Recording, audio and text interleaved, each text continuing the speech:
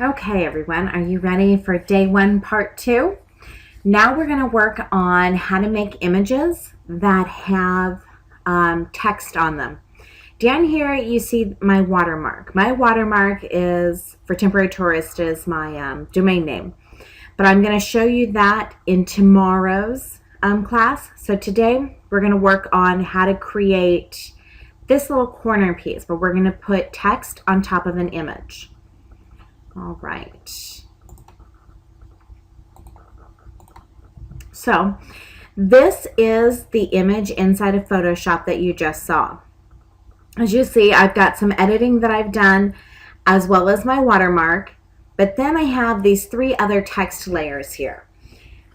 Perhaps one of the main questions people get is fonts. Where do you get them? How do I get the label piece, or I don't even know what the right terminology is to call this, but the little embellishments that we add to photos before we put our text on top of it. Where do we get those? How do we get those? So we're going to go over a couple of things, but one, I'm going to turn off everything on here. All right, so this right here, this little piece, and I'm going to turn it up for just a second. You have options on how to get these on your post. Today, I'm going to show you specifically how to do it using text, but it is something too that you can do with a custom shape. And I know we discussed brushes yesterday. Custom shapes are the same thing as a brush in the fact that you can go get them online, a lot of them for free. And you can add some in to have additional shapes to choose from. Very rarely anymore do I actually use these for on images. I prefer doing it with text. So that's what we're going to do now. I'm turning everything back on, as I'm now going to show you how to do this. First and foremost, let's select the photo we're going to work on, and I'm doing another food and wine photo.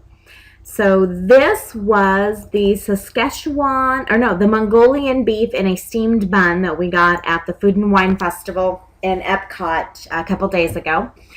So I want to highlight, I'm going to do some editing to my photo, put my watermark on it, but I'm also going to put in the corner right here what this is and where to get it. Now, on my tool palette, I'm going to head over to text. I'm going to make sure it's on the horizontal type tool. Now up here you see we have a whole bunch of fonts. These are the fonts that are installed on my computer. I have a lot of them. I very rarely delete them as I use them, to be honest. I probably should do that more. But I'd like to show you a couple of ways to build up your fonts and how to get the fonts that are going to do that pretty background embellishment. So we're going to head over to DeFont. Dingbats. This should be your favorite font for when you're looking for the embellishments. I'm going to head over to Shapes underneath the Dingbats, and as you can see here, I'm finding all sorts of fonts. And all I do is click download. And I don't have that one, so I'm going to install that one so you can see. My favorites are the KG Flavor and Frames, and the number 3 KG Flavor and Frames 3, and there is another KG Flavor and Frames 4, and I will post links to these for you as well. Oh, I don't have 5, but here's a KG Flavor and KG Flavor and Frames 5. Let's just take a look and see what other fonts she has. So these are all the fonts that this particular designer has designed. Like I've said, the frame ones that she has created are perhaps my favorite. I consider them my go-tos. The plain one, number 3. Eyes Wide Open is one that I like. I think it's a very pretty font. We want number 4. I like that font. I get stuck when going in here, as you can see. So here's her number 5, but I'm not seeing there. Oh, there's number 2. Number 4, where are you? There we go. And number 4. These are the dingbats that I use the most. So now that I've downloaded them, I'm just going to click this on my downloads. I'm going to say show all downloads. And we're going to go with this one. I'm going to open up my number 2. And I'll open up the number 5 so you can see this. Now, what I wanted you to pay close attention to here is the fact that each of these comes with the font as well as a PDF. And this PDF is very important for you to remember that you have this. And I'm going to show you what to do with it in just a second. So I'm going to go to Control Panel. I'm going to head over to Fonts. I'm going to let it load because I have a lot of fonts. It's going to take it a minute. And once my fonts load, I'm going to go back over here to my zip, and I'm just going to drag it and drop it. And I've installed that font. And now I'm going to install this font. And then the next thing that I do, because I use these KG frames a lot, Flavor and Frames, I have them on my desktop. So now that I'm going to add the number 2 and the number 5, I'm going to go ahead and drag them to my desktop. So that one's done. And I'm going to grab number 2 and I'm going to drop it there. And now that one's done. And the reason I suggest doing this is I'm going to go ahead and open, I believe we're working with number 3 today. 3L is what I'm thinking. Nope, we're not. Let's try the first one. And these are the, again, this is the KG Flavor and Frames, the first one. And basically this tells you what each letter is going to give you. So for the T, I know I'm going to get an outline with a solid center, an outline for an S with an empty center. All right, so now we're going to head over to the 4. So what I'm using, what I was using on the China picture was Flavor Frames 4 and the L. So I see this here, and again, just take a look and see what matches up with what. For the font, we're going to stick with the Flavor and Frames, if I can say this 10 times fast. For this particular photo, but I don't want to do L. I'm going to put it in this space. I'm looking at something that has more of a vertical than horizontal. I'm going to go with, I think, this number 3. I really like the frame on the outside of it. So we've got 4, 3. So I'm going to head on over here. I'm going to make sure my type tool is selected. Now it's up to you. You can add a new layer, but the text tool will always add a new layer. So I'm going to come up to my font. I'm going to select KJ Flavor and Frames 4. And if you'll see, the ones that I just installed, 5 and 2, are already in my palette of text choices now, or font choices now. But I'm going to stick with 4. And I believe we did number 3. Yep. And this is as high as my font is allowed to go with the pre-selections here at the 72. As you can see, that's itty bitty, and it's white. I don't want that white, I want that black. So my font choice is right here for color. I'm gonna go down here, black. As I can see, it's a little bitty dot, even though it's a 72-point font. So I'm gonna switch up here for just a second to my move tool. I'm gonna hit Control T. And what this is going to allow me to do is to enlarge or shrink my my selection. So whichever layer that is highlighted is the layer that it's going to affect. All right, so by holding down the Shift key and dragging on the corner, I keep it proportionate. But I don't really need it proportionate for this particular shape, because I can make it longer without really making it look, I don't know, weird, I guess would be the word. I'm going to drag it out a little, bring it back up. And if you see, I've got all this extra space around it, which I don't like. So I'm going to click on it again with my type tool. And I'm going to shrink in that extra space now that I've got a good size. I'm going to go back and I'm going to continue to adjust it to fit in my photo the way that I want it. And I know that looking at this right now, you're probably going, oh my goodness, you're covering up your image. I am covering up my image, but I'm going to show you a trick here in just a second. Okay, so that's going to be the bottom piece. I'm going to go back here to my layers. And I'm going to say I have my background, which is my image. And I have this number 3, which is a text. That is my frame. So now I'm going to go ahead and create a new text layer. I'm going to make it, oops. We're going to actually add another layer so I can change this. Now I'm going to change this. If you continue to make changes on the same text layer, it's going to change that text layer. So do create a new layer. So I'm going to make a text box. It doesn't matter what size I make it. I will adjust it as necessary. All right. Now I'm going to go ahead and I'm going to select a font.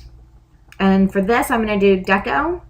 And this is just going to actually be, I'm going to center it. So your alignment is up here. And this is Epcot Food and Wine Festival 2013. So I want to make sure that I have that on my photo. Now I'm going to bring my text box in. This is just for me, for keeping it clean. All right, now with my move tool, I'm just going to drag that into place. And I'm going to leave that right, I think, about there. All right, now I'm going to do another font layer. And now I'm going to put China.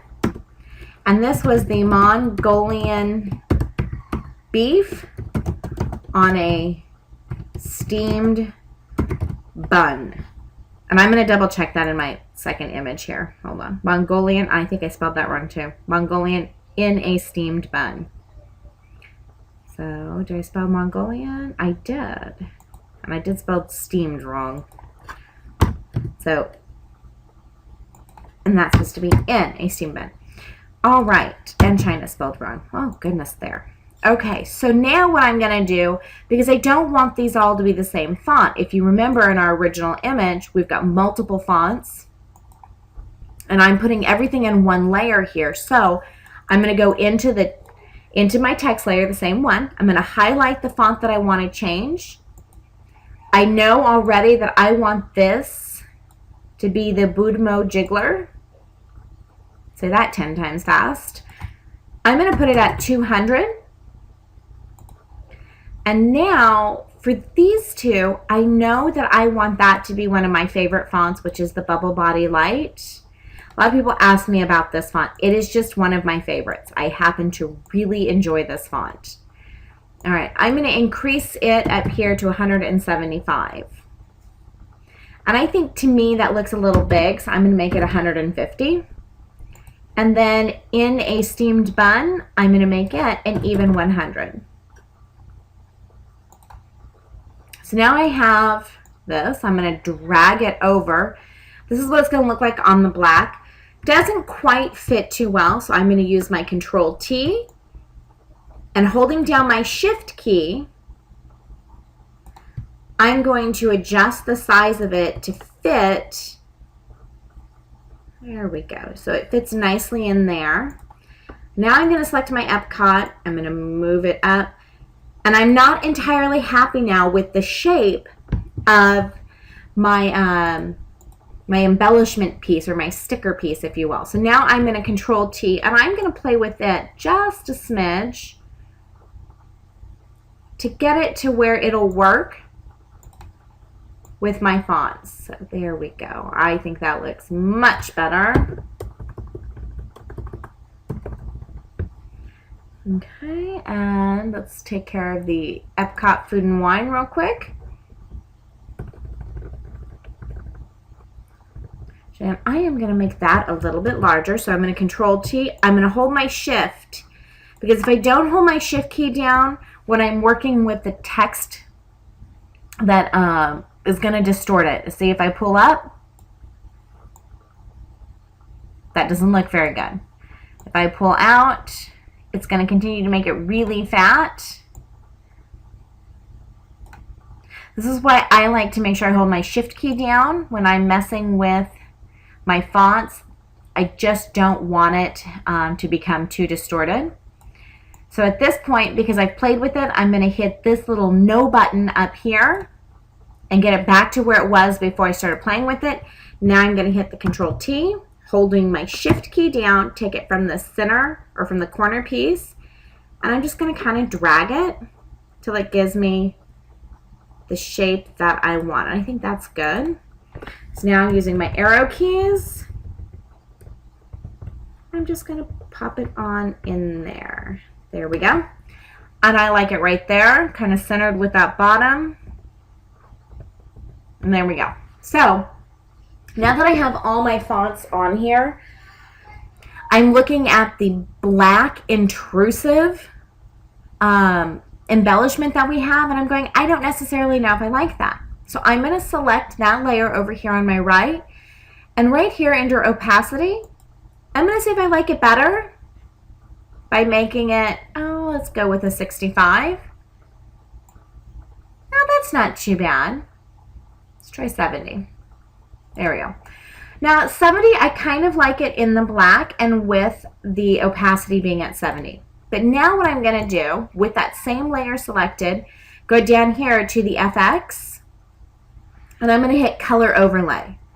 Now I have my default set at a gray. You can always change that. So looking at it in the gray, I'm not a fan. So I'm going to go back. I'm going to click on my color choice here for gray, and I'm going to try a couple of different options. There it's the red, kind of a pinky. Not really a fan of doing it in red either. No orange, no. Now the blue looks nice, except to me it doesn't seem to go with the picture. So this is, if I wanted to change the color, I can always go in here and mess with all the different options and see where, and say I wanted it in the blue, but I wanted it darker or a more gray blue. I can go through here and select my different colors. Oh, or if you know the hex code, you can always enter it directly right here. So I know now I don't really want to mess with that. I want to leave it as the black. So I'm going to go ahead and hit cancel. And I have that. Now I'm going to add a couple of my Photoshop actions, which is a later course. Tomorrow's class is going to be on watermarking only because I think that's something so many people want to know so quickly. So we're going to cover that tomorrow with an action, but we're going to really dive into Photoshop actions in a couple of days. But I have built-in actions, so I'm going to go ahead and do my actions now on this photo so you can see the difference with the completed piece. So I'm doing my action there, so that one's done, and now I'm going to do my watermark, and it's done. I have those built into Photoshop actions, so it's a touch on my keyboard, and it gives me what I want. If you want to see the difference with the unedited versus the edited photo, which I will be showing you this in a couple of days, but that's my unedited photo, and that's my filtered photo. And I will show you how to do these filters in the next couple of days. This particular filter, I use it because it really makes everything pop. So there we go. Now I'm going to hit File, Save As, oops, Libraries, Pictures. This is an October. This is going to go into my reduced file, so I'm going to make it a JPEG, and we're going to call this Epcot Food, Wine, China, and Beef. Save. And now because I'm saving it as a JPEG, I've got options coming up. Because I know I'm going to be using this on my website, I like to keep my file size to 1 megs or smaller. So I will set my quality right here. If I go all the way to the maximum quality, which would be if I was submitting it to a contest, for instance, that's a 5.3 megabyte pixel, which is far too large to load quickly on a website. Now, if I want to go down to make it a small photo, I can do it as low as a 450, but I don't like the clarity that the photo presents. So I typically try to stay between a 6 and a 9. So a 7 is going to keep me under a megabyte. So I'm going to leave this one at a 7, and I'm going to go ahead and hit OK. And that photo is saved. If you have any questions on fonts, how to install fonts, and how to play with them, let me know. I do want to show you one more technique using the dingbat fonts. And so we're going to pop over to that on just a separate little side video. So again, if you have any questions on how to add fonts to your images, please be sure to post all your questions to me. Thanks. Have a great day.